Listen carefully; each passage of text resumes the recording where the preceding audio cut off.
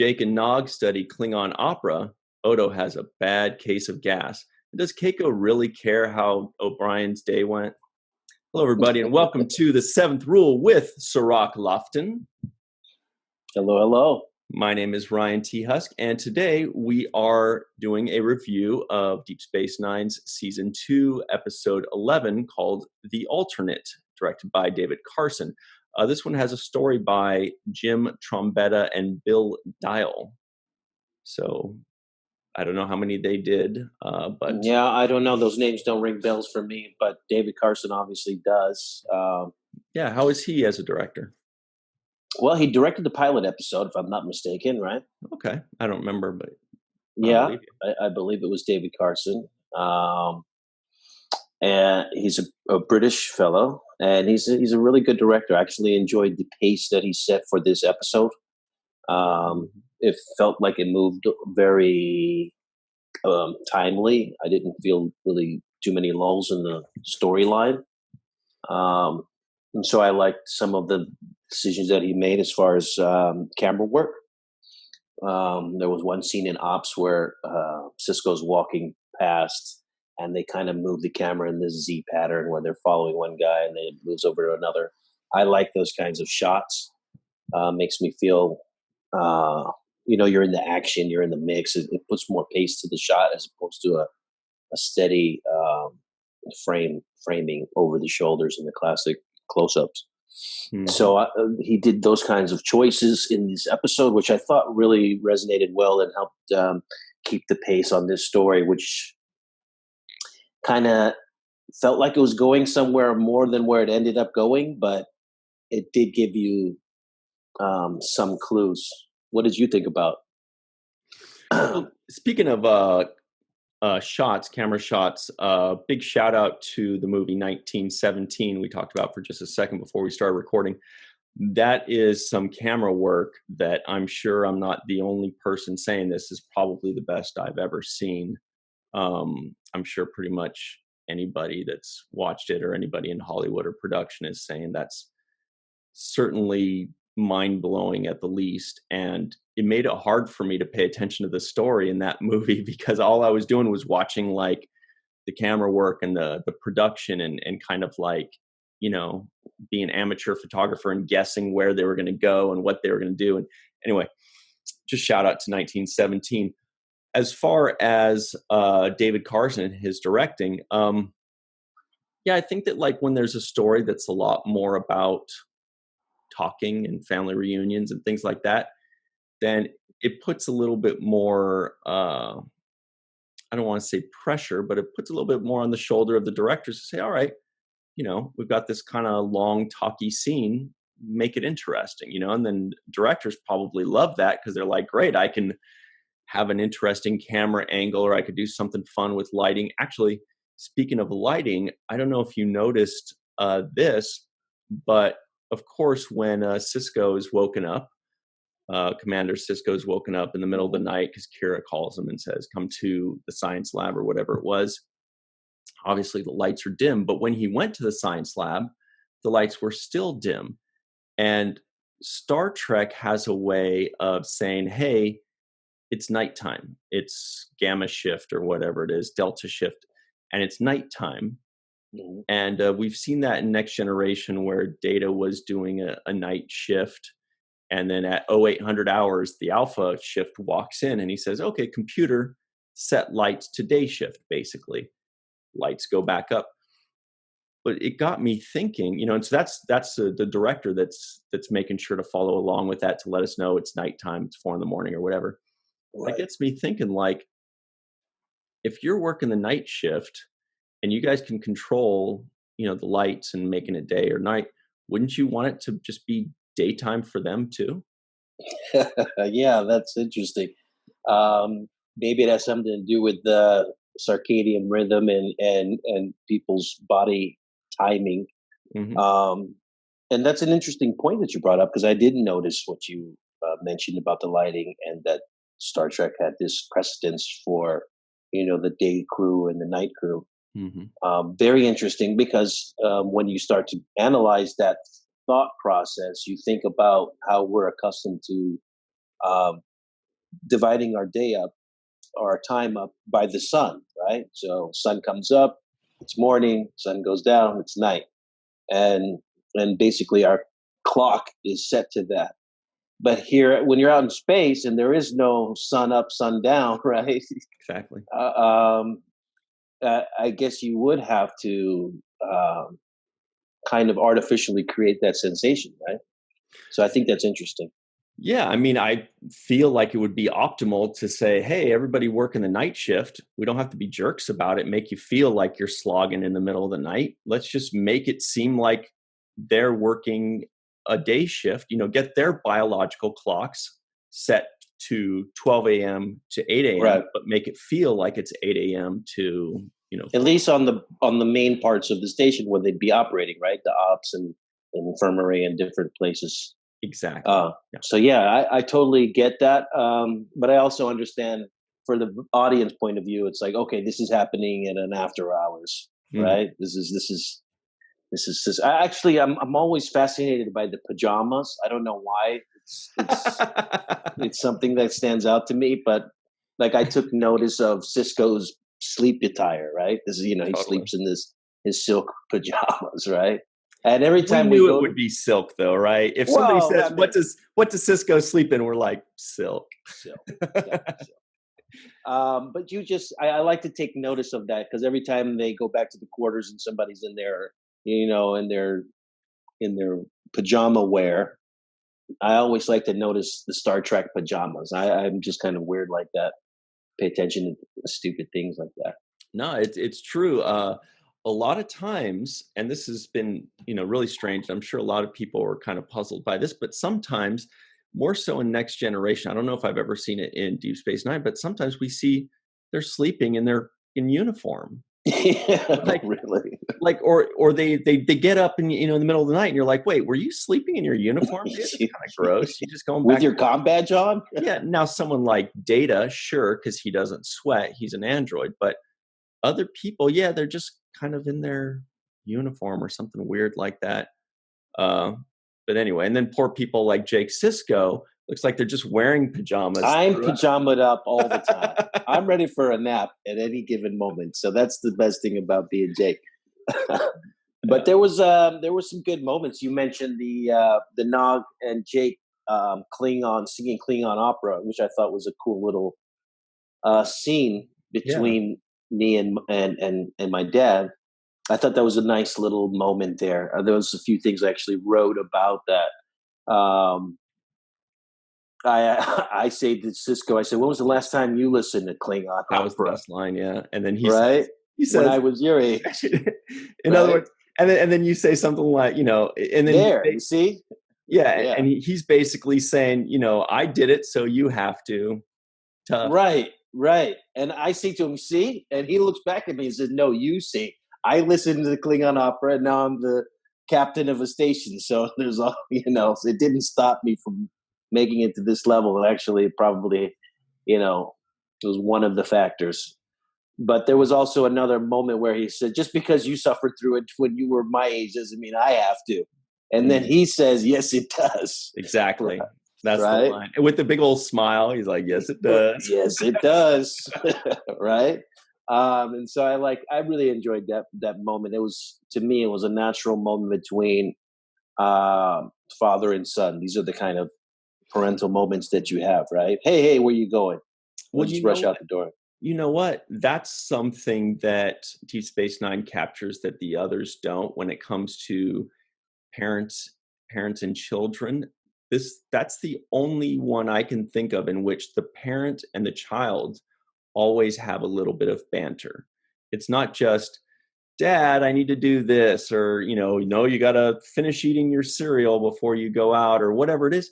You guys are the only parent to child relationship where I see banter, where you got like he's having fun, wrestling your hair and messing you up and giving you a little zing. Yeah, absolutely. And there's also the kind of interplay that happens naturally between parent and child, right? The child is like, they've got something set in their mind. I'm gonna, I'm out the door. I'm headed here, and the parent stops them and says, "Hey, wait a second.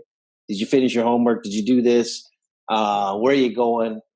These kinds of interactions. And I think it's important for both sides. One, for the parent to understand where the child is coming from and where they're at in their life. And it's also good for the child to kind of establish their own identity and start to,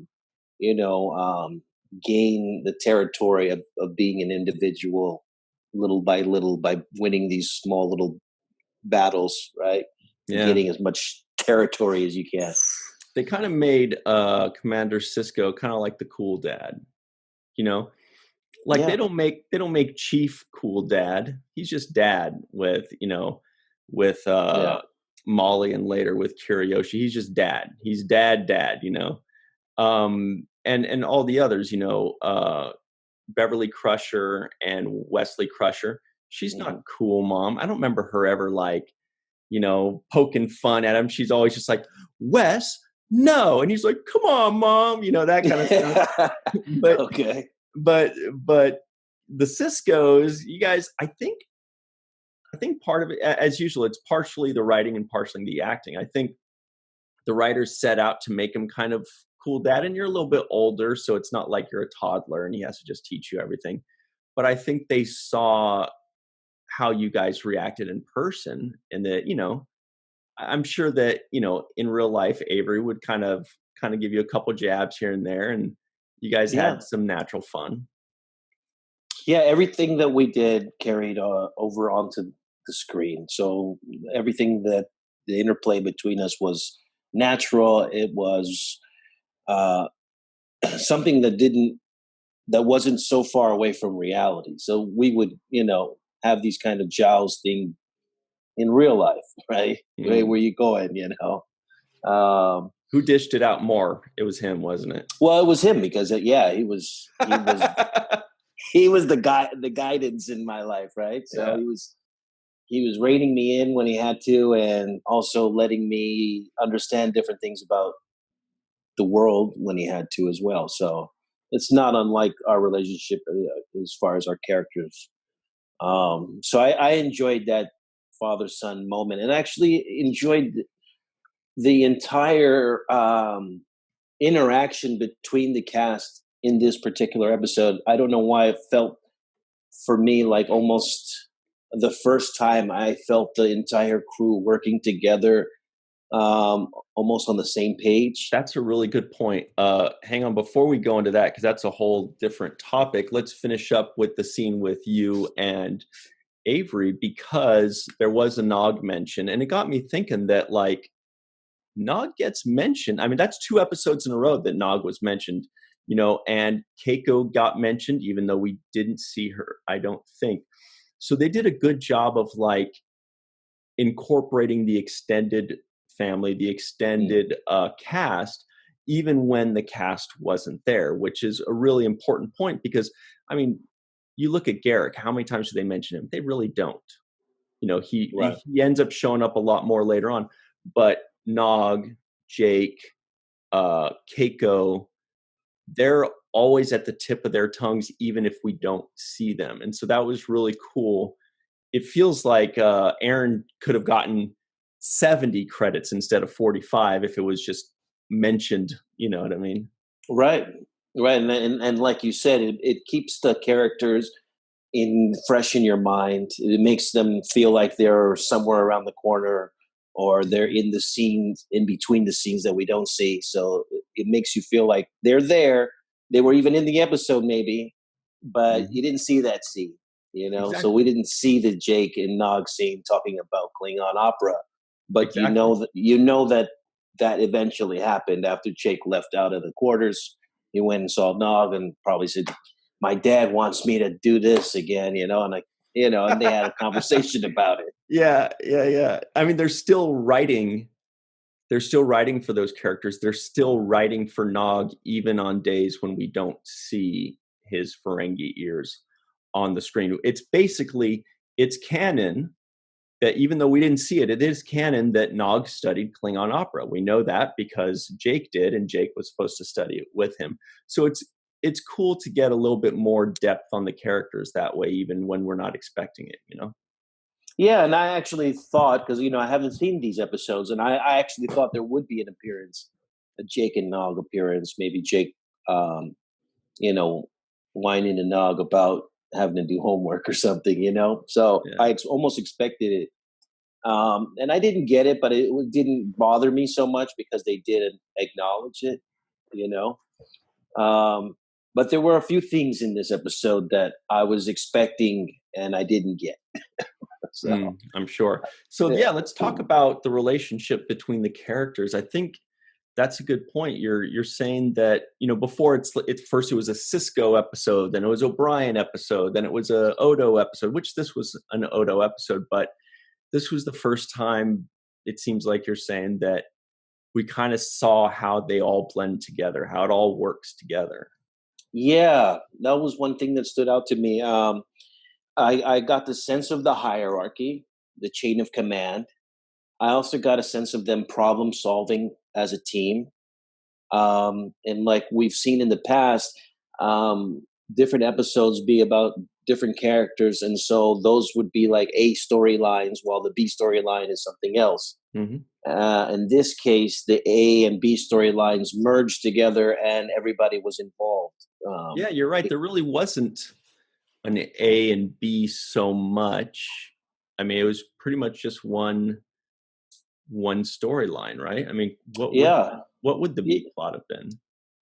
I didn't see a B plot. That's kind of what stood out. It was almost like there were just two elements to the one story. Like the one story is about Odo's, dad or scientist caretaker coming aboard the station, and that the two storylines within that was the father-son dynamic, and that's like the B plot, and the A plot was kind of like what this mystery coming from the planet was, and but they were so that was kind of like the A and B plot, but they were really molded together into just one straight storyline. One straight storyline, right? We didn't cut back from this story to that story.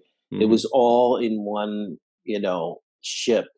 And therefore, we got to see this really good balance, I thought, of the character interaction, of the crew, problem solving. I got just enough of every single character, right? There was enough of O'Brien. There was a little bit of Dax. There was some Bashir. The right amount of Keiko. Not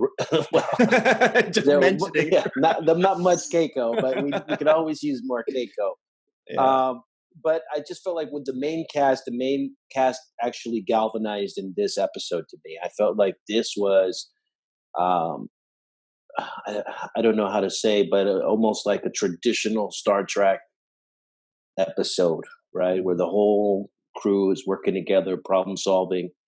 And even though Odo was the feature of it, I felt like everybody got their chance to contribute, Yeah, and I kind of noticed something similar in that when they first brought back, the ashy alien or whatever it was, that they brought that back from the planet, and Chief O'Brien was in charge of kind of examining and testing it and all that. And I was like, wait a minute, if it's a life form, shouldn't that be Bashir looking it over?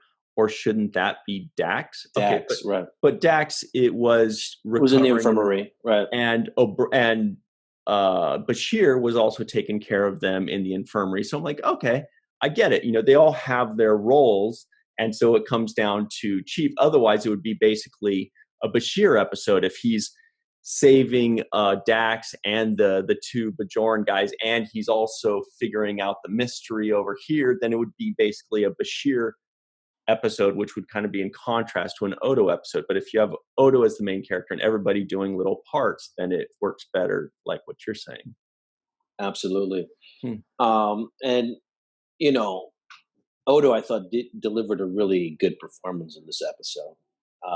He says so much with his facial expressions, even though he has limited facial expressions because of his mask, right? But you get so much out of it.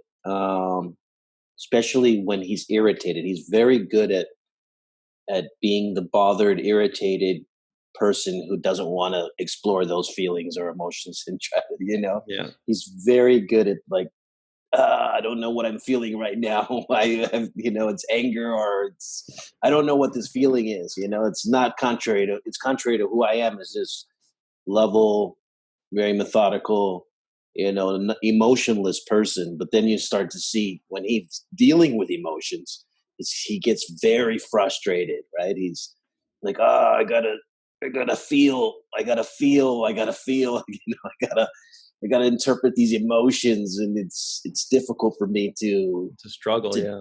it's a struggle for him, and I enjoy that the way he plays that in his character. He also did a good job of having hot dog fingers. I don't know if you noticed, but when he was like, I was like, whoa, his fingers look like hot dogs. They're like wiggly hot dogs going around. Wow, that's great hand acting there. Hand acting, and the special effects with them, capturing him in this in the containment field. I just enjoyed the episode. I thought it ran smoothly. It didn't reveal some things that I thought it would. I thought we were gonna get more into the Dominion, and I don't know why, but I just felt like, okay, there's gonna be some backstory here on the Dominion. You're right, because they were going into the Gamma Quadrant. Right. They go into the Gamma Quadrant, just 4 people, right. 2 officers and 2 scientists in a shuttlecraft. It's right before here comes the big bad Dominion, but no, Dominion lets them just go in, grab a sample of ash. The planet gets angry when they take a pillar. They didn't explain any of that. We thought, right. To your point, we're thinking, oh, there's something to where they're going to say like, oh, we got to bring the pillar back or the planet. No, they're like, oh, fuck that planet, whatever. Yeah, they didn't explain the anomaly of the earthquaking, and any they're of like, that. So they're like, why did this happen? They're like, who cares? Yeah, on to the next. We're dealing with something else. It's an Let's Odo examine episode. the specimen. Yeah, forget it. So I thought that was kind of, there were things that I thought was going to go in a different direction, and it ended up not going there at all. Another one was that the pillar that they took, I thought, okay, there's certainly going to be like stuff encrypted on this pillar. There's going to be all types of information they're going to find. They took it back because it had those inscriptions. Right. Nothing. No explanation of what just was a red herring. Yeah. And I'm sure they won't get back to it, which is a little disappointing for me because I was like, okay, great. I wrote down in my notes hieroglyphics. They took the Egyptian hieroglyphic concept and how we had to decompose what hieroglyphics meant But what everybody wants to know, Cirroc, is did you draw the hieroglyphics? I did not draw. I did not. This time I did not draw the hieroglyphics. Was there any Jake Sisko artistry today? Yeah, very little. Very little. I wanted to know actually when I was watching it, did Cirroc draw Odo when he was a blob? Believe me, I was trying my best to do the melting Odo face. That's like I did not do that. When he was just the blob, like oh yeah, the blob. The 3-second drawing right there. There's my blob right there. No blob. It's a Ghostbusters blob but he has sign. A tail, so that's cool. Yeah, I don't know what form it took. It was kind of a formless thing. Hey, we have to go to a break in a second here, but I do want to touch on Renee and what a loss he is, because we're sitting here talking about what a great Odo episode this was and what great acting Renee did, and we'd be remiss if we don't mention again that our friend and this incredible actor passed away, and episodes like this really show the importance that he meant to the Star Trek community, because not just because he was a great person, but because of how great he was at his craft. Yeah, tremendous contribution.